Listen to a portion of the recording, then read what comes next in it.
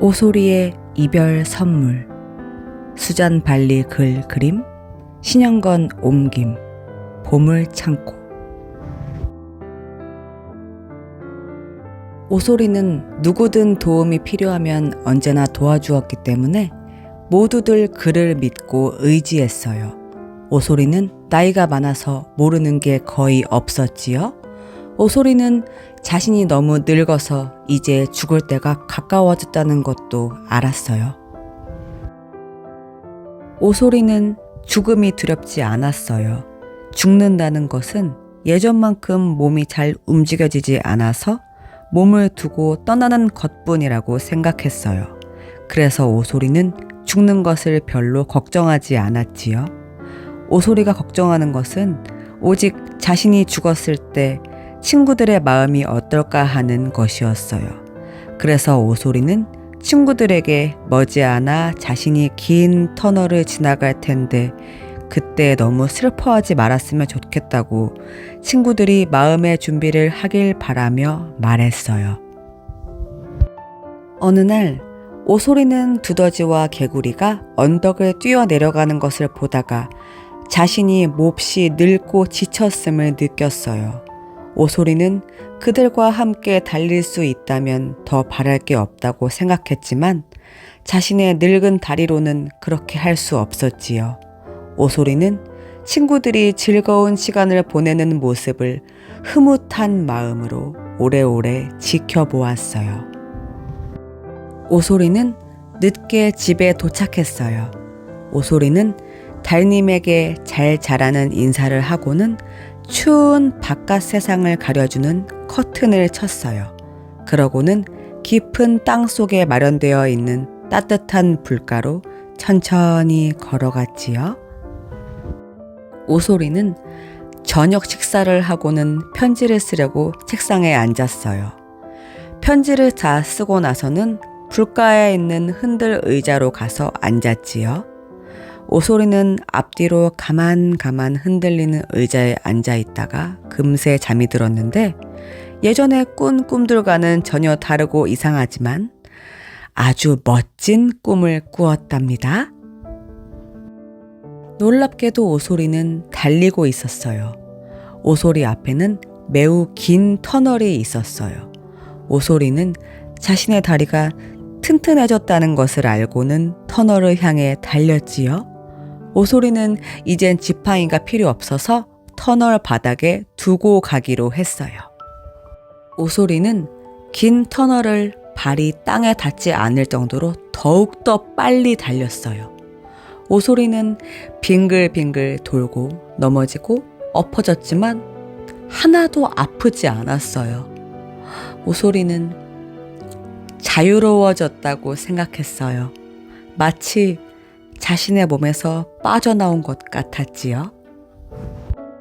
다음 날 오소리네 집 앞에는 친구들이 걱정스러운 얼굴로 모여 있었어요. 친구들은 오늘따라 오소리가 아침 인사를 하러 나오지 않아서 걱정하고 있었지요. 여우는 오소리가 죽었다는 슬픈 소식을 전하고는 오소리의 편지를 읽어주었어요. 편지는 짤막했어요. 긴 터널을 달려가고 있어. 모두들 안녕. 오소리가. 모두들 오소리를 사랑했기 때문에 몹시 슬퍼했어요. 그 중에서도 두더지가 가장 큰 슬픔과 외로움을 느꼈지요. 그날 밤 두더지는 침대에 누워 오소리 생각만 했어요. 눈물이 두더지의 보송보송한 코를 타고 흘러서 덮고 있던 담요를 흠뻑 적셨어요. 밖에는 눈이 내리기 시작했어요. 겨울이 시작된 거예요. 눈이 소복소복 쌓여 추운 겨울 동안 동물들이 아늑하고 따뜻하게 지낼 집들을 금세 덮어버렸어요. 눈이 온 세상을 뒤덮었지만 오소리의 친구들이 느끼는 슬픔까지 덮어주진 못했어요. 오소리는 누군가 자신을 필요로 할 때 항상 곁에 있어 주었지요. 동물들은 오소리가 없는 지금 도대체 무엇을 해야 할지 알 수 없었어요. 오소리는 친구들에게 슬퍼하지 말라고 말했었지만 친구들은 그 슬픔을 이겨내기가 힘들었어요. 봄이 가까워지자 친구들은 때때로 한데 모여서 오소리가 살아있던 때를 이야기했어요. 두더지는 가위질을 좋아했지요.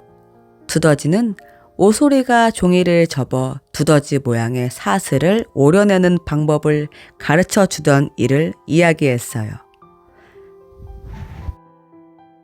그날 땅바닥에는 두더지 모양의 종이들이 마구 흩어져 있었지요. 두더지는 앞발이 모두 연결된 두더지 모양의 사슬을 만드는 데 성공한 순간에 느꼈던 기쁨을 떠올렸어요. 개구리는 스케이트를 잘 탔지요. 개구리는 오소리가 얼음 위에서 첫걸음 떼는 것을 도와주던 일을 생각해냈어요. 오소리는 개구리가 혼자서 탈 수 있을 정도로 자신감을 얻을 때까지 친절하게 이끌어 주었지요.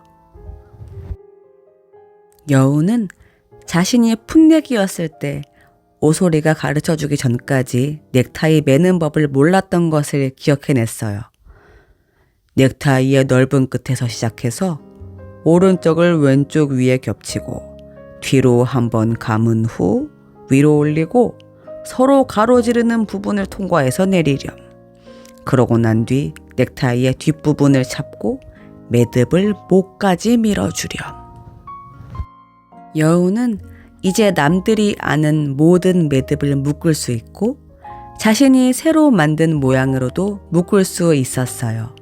그러니 여우의 넥타이는 늘 완벽하게 매여 있었지요.